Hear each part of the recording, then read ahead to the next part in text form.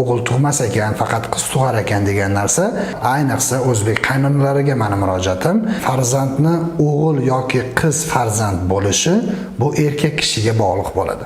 O'zbeklarda ko'p uchraydigan murojaatlardan bittasi o'g'il farzand, ya'ni oilada qiz farzand ko'proq bo'ladigan bo'lsa, o'g'il farzand xohlab ko'p murojaatlar bo'ladi.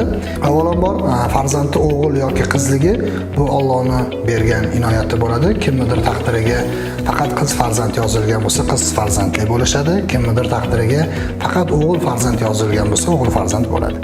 Endi meditsina tomonidan qaraganda ko'p savollar bo'ladi. Ya'ni birinchi savollar qaynonalar tomonidan savollar bo'ladi. Bu kelinim o'g'il tug'mas ekan degan ma'noda.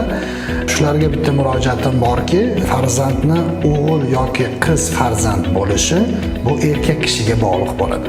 Bu yerda hech qachon ayol kishiga bog'liqlik joyi yo'q.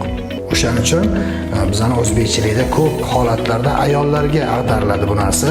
O'g'il tug'mas ekan, faqat qiz tug'ar ekan degan narsa. Shu murojaatim bor.